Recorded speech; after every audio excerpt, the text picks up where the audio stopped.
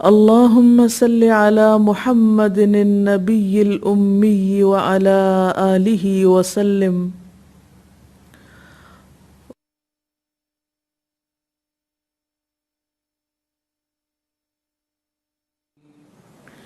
السلام علیکم ورحمۃ اللہ وبرکاتہ. نحمده ونصلي على رسوله الكريم. اما بعد فاعوذ باللہ من الشیطان الرجیم. بسم اللہ الرحمن الرحیم. رب اشرح لي صدری ويسر لي امری واحلل عقدۃ من لسانی یفقهوا قولی. عن ابی امامۃ عن رسول اللہ صلی اللہ علیہ وسلم انہ قال من احب للہ وابغض للہ واعطى للہ ومنع للہ فقد استکمل الایمان. رواہ ابو داود. سیدنا ابو امامہ رضی اللہ تعالی عنہ سے روایت ہے کہ رسول اللہ صلی اللہ علیہ وسلم نے فرمایا، جس نے اللہ تعالیٰ کے لیے محبت کی اور اللہ تعالیٰ کے لیے بغض رکھا، اور جس نے اللہ تعالیٰ کے لیے دیا اور اللہ تعالیٰ کے لیے روکا، تو اس نے اپنا ایمان مکمل کر لیا. اس حدیث میں کچھ اعمال کو اللہ تعالیٰ کے لیے کرنے کی فضیلت بیان کی جا رہی ہے. اللہ سبحانہ وتعالیٰ نے انسان کو بے شمار نعمتوں سے نوازا ہے، اور اس کے ساتھ ساتھ اس نے اپنے متقی اور پیارے بندوں کی صفت یہ بیان فرمائی ہے کہ وہ اس کی دی ہوئی نعمتوں میں دوسروں کو بھی شریک کرتے ہیں. وَمِمَّا رَزَقْنَاهُمْ يُنْفِقُونَ، اور اس میں سے جو رزق ہم نے انہیں عطا کیا ہے وہ خرچ کرتے ہیں. یعنی ساری نعمتیں صرف اپنے تک محدود نہیں رکھتے، بلکہ دوسروں کا بھی اس میں حصہ لگاتے ہیں. اب جب کسی بھی نعمت میں دوسرے کو شریک کرنے کی بات آتی ہے، یعنی اپنی کوئی بھی چیز جب انسان کسی دوسرے کو دیتا ہے تو عام طور پر اس کے پیچھے کچھ ایسی اغراض ہوتی ہیں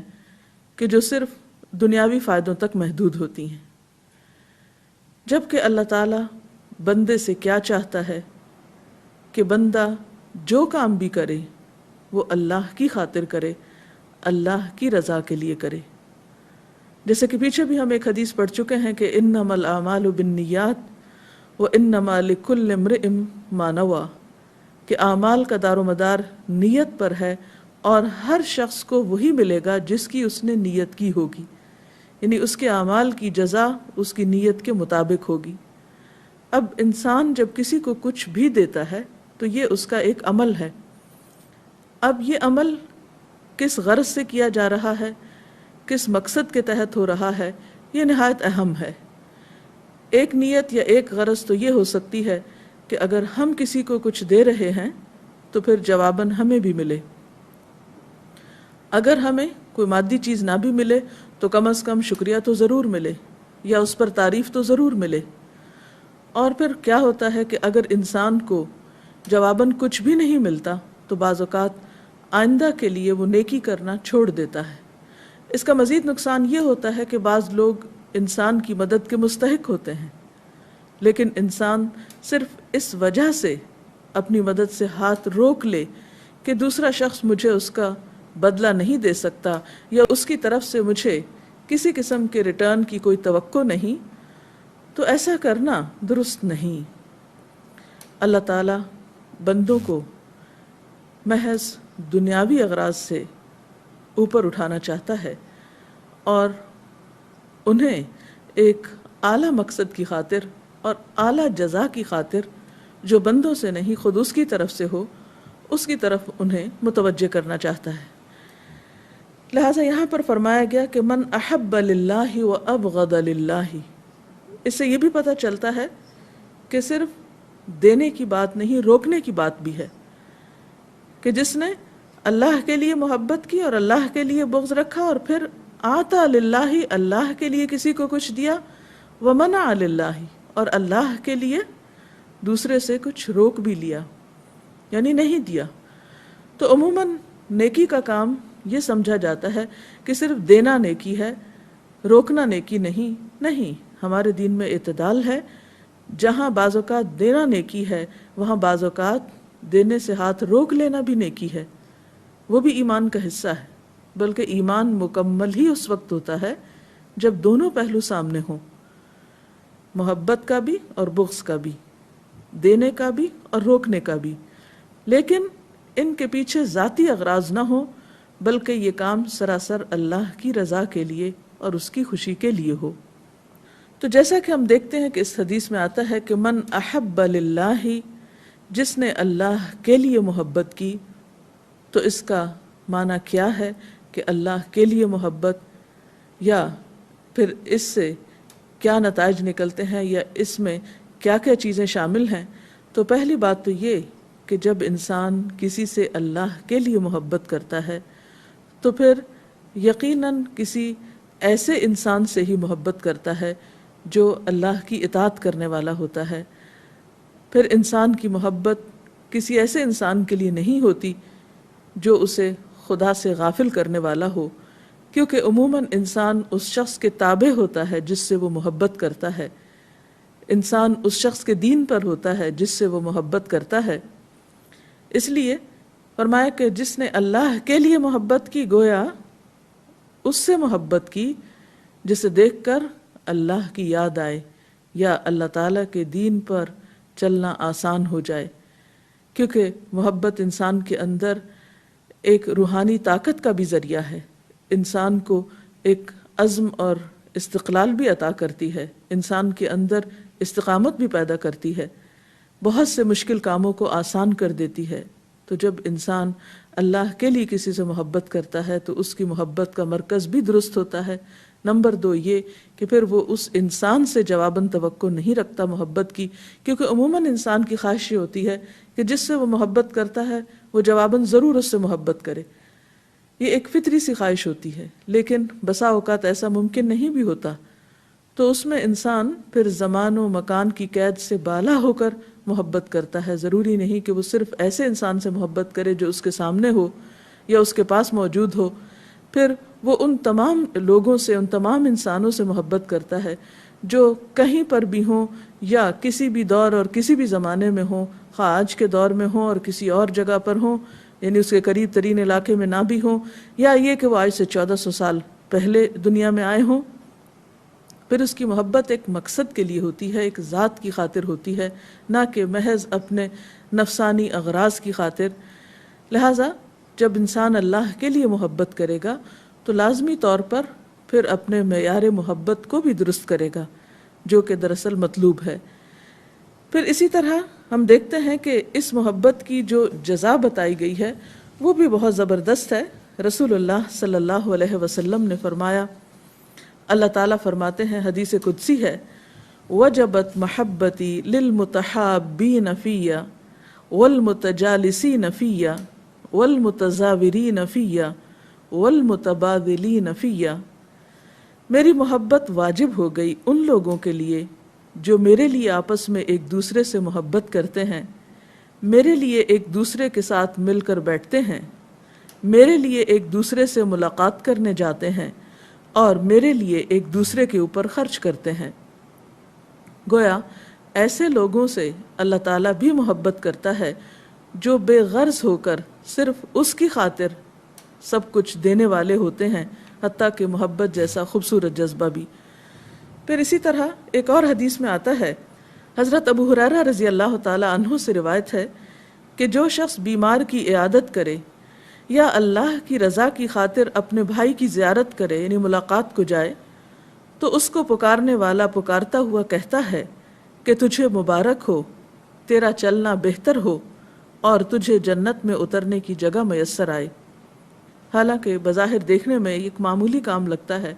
انسان دنیاوی مقاصد کی خاطر بھی ایک دوسرے سے ملاقات کرتا ہے، ایک دوسرے کے پاس آنا جانا لوگوں کا لگا رہتا ہے،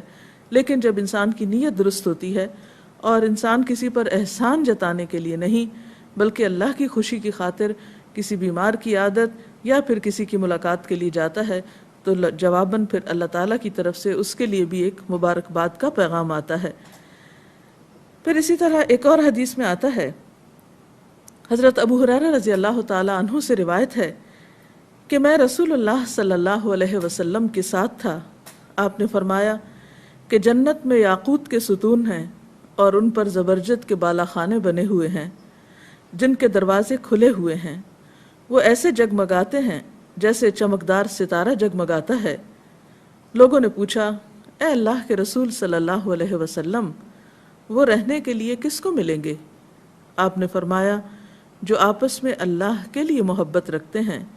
اور اللہ ہی کے لیے مل بیٹھتے ہیں اور اللہ ہی کے لیے ایک دوسرے سے ملاقات کرتے ہیں۔ ایک اور حدیث سے ہمیں یہ پتہ چلتا ہے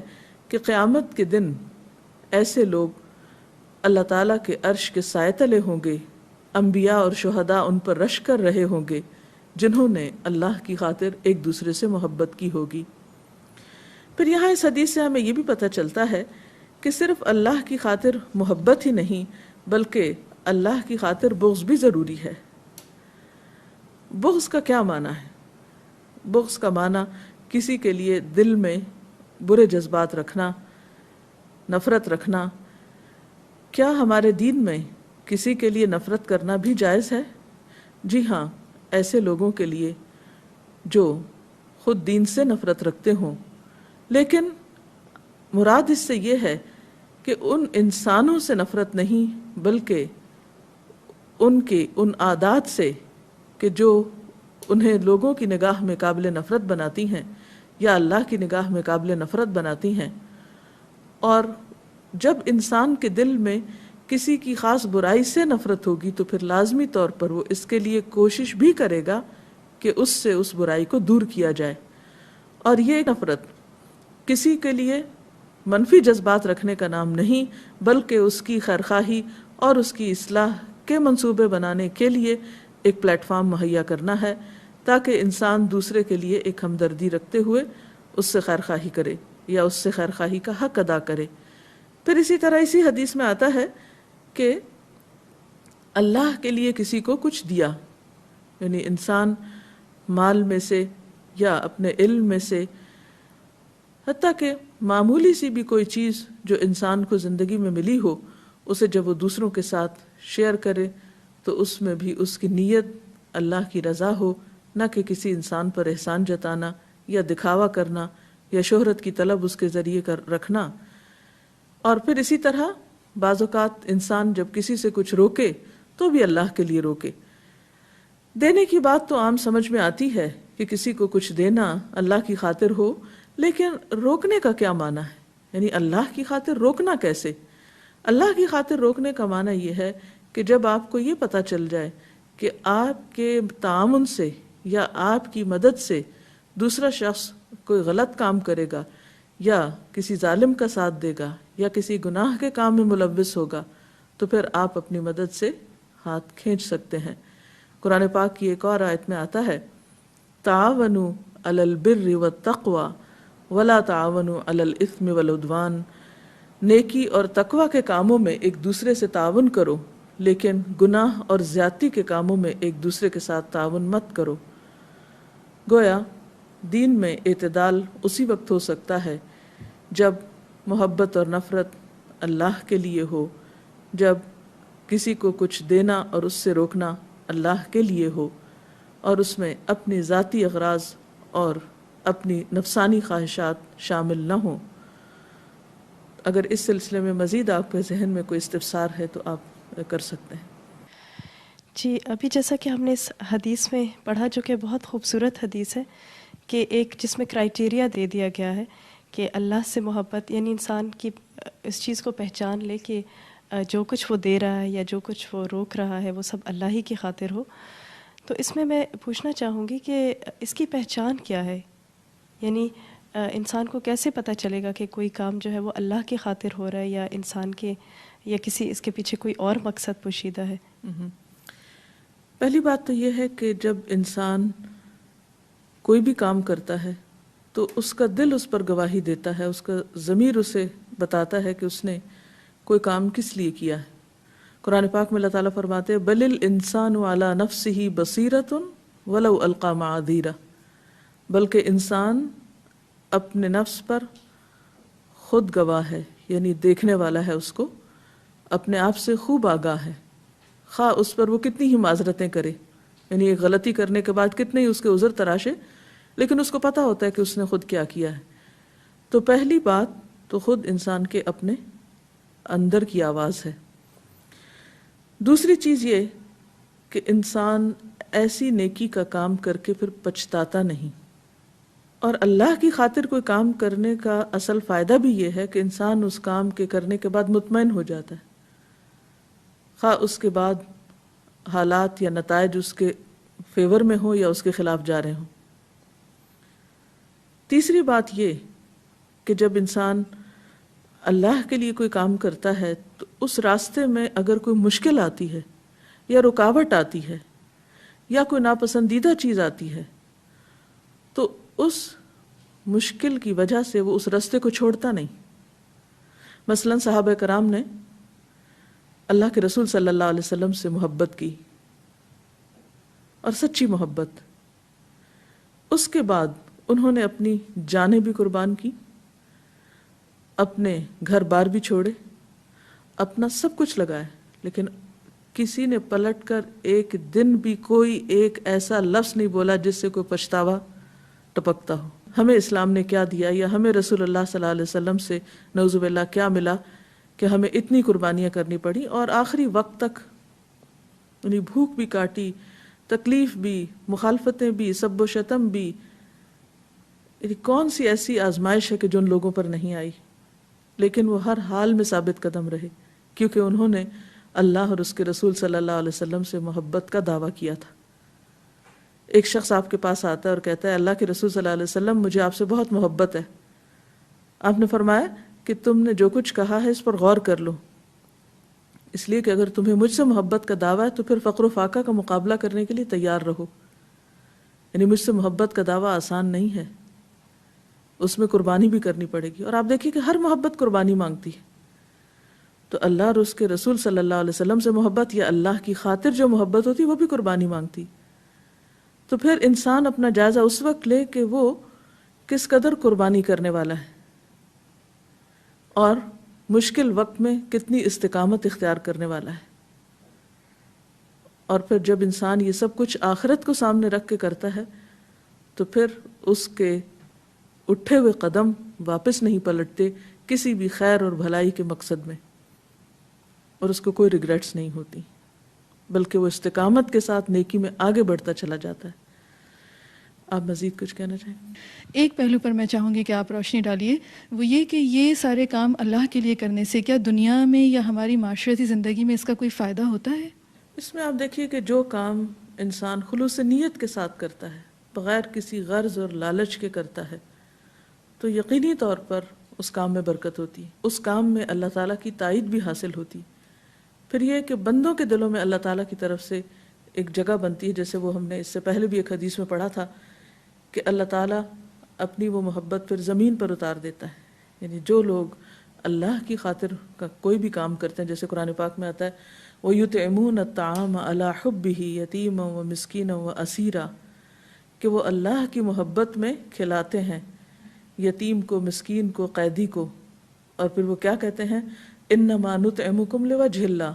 ہم تمہیں اللہ کی خاطر کھلا رہے ہیں، لا نرید منکم جزاء ولا شکورا، ہم تم سے نہ کوئی بدلہ چاہتے ہیں نہ شکریہ چاہتے ہیں. ایسے بے غرض لوگ کہ جو دوسروں کی مدد بغیر شکریہ کی توقع کر کریں، پھر کیسے ہو سکتا ہے کہ ان کے لیے دلوں میں مقام نہ ہو یا لوگوں کے دلوں میں جگہ نہ بنے اور انہیں جواباً محبت نہ ملے. عام طور پر اگر مخالفت ہو بھی ایسے لوگوں کی تو بھی ان سے محبت کرنے والے زیادہ ہوتے ہیں. اس سے معاشرے کے اندر ایسی مثالیں جنم لیتی ہیں بے غرضی کی کہ جس سے ایک ایسا معاشرہ وجود میں آتا ہے کہ جہاں پر ایک دوسرے کے لیے دل وسیع ہوتے ہیں، ایک دوسرے کے لیے احترام ہوتا ہے، ایک دوسرے کے ساتھ ایک تعاون اور ایک سکون اور خوشی کی فضا جنم لیتی ہے. تو یہ طرز عمل جو ہے اگر چند لوگوں کے اندر بھی پیدا ہو جائے تو اوور آل معاشرے کے اندر جو انسانی تعلقات ہیں ان میں بہت بہتری کے امکانات ہوتے ہیں. جی، آپ کی اسی بات کو آگے بڑھاتے ہوئے ایک اور بات میں آپ سے پوچھنا چاہوں گی کہ اللہ کے لیے دینا جو ہے اس میں تو پھر بھی ایک طرح سے آپ دے رہے ہوتے ہیں لوگوں کو، تو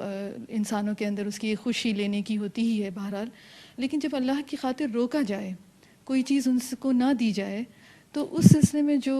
ایک طرح سے آپ کو مخالفت کا سامنا کرنا پڑتا ہے، تو ایسی صورت میں کیسا رویہ اختیار کرنا چاہیے؟ اس میں آپ دیکھیں پھر کئی چیزیں آ جاتی ہیں. مثلا نمبر 1، جب آپ کا روکنا بھی شفقت کے ساتھ ہوگا، خیرخواہی پر مبنی ہوگا، خلوص پر مبنی ہوگا، تو وقتی طور پر اگرچہ وہ دوسرے کو ناگوار گزرے گا، لیکن انشاءاللہ وہ اخلاص آپ کا ضرور اثر انداز ہوگا اور دوسرا آپ کے اس روکنے کی اصل حقیقت کو جلد جان لے گا. اس کی مثال یہ ہے کہ جیسے والدین ہوتے ہیں، مثلا مائیں بچوں کو بہت سی چیزوں سے روکتی، زیادہ میٹھا کھانے سے یا دھوپ میں کھیلنے سے، یا وقتی طور پر تو ان کو بہت برا لگتا ہے، یا کچھ کام کرنے کو کہتی ہیں، اسے پڑھنے کے لیے کہتی ہیں. تو وقتی طور پر کوئی بچہ بھی میرا نہیں خیال کہ اس سے خوش ہوتا ہو کہ ماں انہیں کسی چیز سے روکے یا کسی ایسے کام کو کرنے کو کہے جو ان کی مرضی کے خلاف ہو. لیکن اس ناگواری کے باوجود آپ نے دیکھا کہ ایسے بچے بڑے ہو کر جب اپنی زندگی میں ماں باپ کی ان باتوں کا جو بظاہر تکلیف دہ ہیں بچپن میں برا بھی بناتے تھے، تو بڑے ہو کر وہی اپریشیٹ کرتے ہیں کہ اللہ کا شکر ہے کہ ہمیں ایسے والدین ملے جنہوں نے ہمیں اچھے برے میں فرق سکھایا. تو اسی طرح جب کسی سے کوئی چیز روکی جاتی ہے، مثلا ایک شخص بیمار ہے گھر میں اور اس کو میٹھا کھانا منع ہے اور وہ خود سے نہیں رک رہا اور کوئی اسے روکتا ہے اور ایک اچھی نیت کے ساتھ روکتا ہے، اس کی اپنی اس میں کوئی غرض نہیں، تو بظاہر دیکھنے میں یہ چیز تکلیف دہ ہوگی، لیکن بعد میں وہی شخص اپنے روکنے والے کے لیے بھی شکر گزار ہوگا. تو یہی چیز باقی معاملات میں بھی ہے کہ جب ہم روکیں تو روکنے کا انداز، یا ہم روکیں تو روکنے کے پیچھے بھی ویسی ہی خیرخواہی اور محبت ہو جیسی دینے کے پیچھے. اسی طرح جیسے ابھی میں نے بغض کی بات کی تھی یا نفرت کی بات کی تھی، تو نفرت ہمیں کسی بھی انسان سے بذات خود نہیں ہوگی، بلکہ اس کے اندر جو خرابیاں ہیں یا جو خامیاں ہیں ان سے ہوگی، اور اس کے پیچھے بھی ایک گہری خیرخواہی کا جذبہ ہوگا. یعنی وہ نفرت بھی ایسی نفرت نہیں کہ جس میں ریجیکشن ہوگی. مثلا نبی صلی اللہ علیہ وسلم کی مثال ہمارے سامنے ہے کہ دین کے وہ دشمن اور وہ لوگ جو آپ کی جان کے بھی دشمن تھے اور جن کی منافقت کھل چکی تھی، روز روشن کی طرح واضح تھی. مثلا عبداللہ بن ابی کی منافقت کا حال کس کو معلوم نہیں، لیکن جب آپ کو بلایا گیا اس کا جنازہ پڑھنے کے لیے تو آپ پھر تشریف لے گئے. پھر اسی طرح ہم دیکھتے ہیں کہ مکی زندگی میں بھی جب آپ کی شدید مخالفت ہو رہی تھی تو اللہ سبحانہ وتعالیٰ نے آپ کی کیفیت کو اس طرح بیان فرمایا کہ لعلک باخع نفسک علی آثارہم ان لم یؤمنوا بہذا الحدیث اسفا، کہ لگتا ہے کہ آپ اپنے آپ کو ہلاک کر ڈالیں گے ان کے پیچھے افسوس کر کر کے کہ یہ ایمان کیوں نہیں لاتے. تو اللہ کی خاطر محبت کرنے والے اور اللہ کی خاطر بغض رکھنے والے شدید خیرخواہی کے جذبے سے لبریز ہوتے ہیں، اور جب تک شدید قسم کی خیرخواہی نہ ہو پیچھے یہ کام مشکل ہوتا ہے. اس کے ساتھ ہی ہمارے آج کے پروگرام کا وقت اختتام کو پہنچ رہا ہے. اجازت چاہتے ہیں. السلام علیکم ورحمۃ اللہ وبرکاتہ.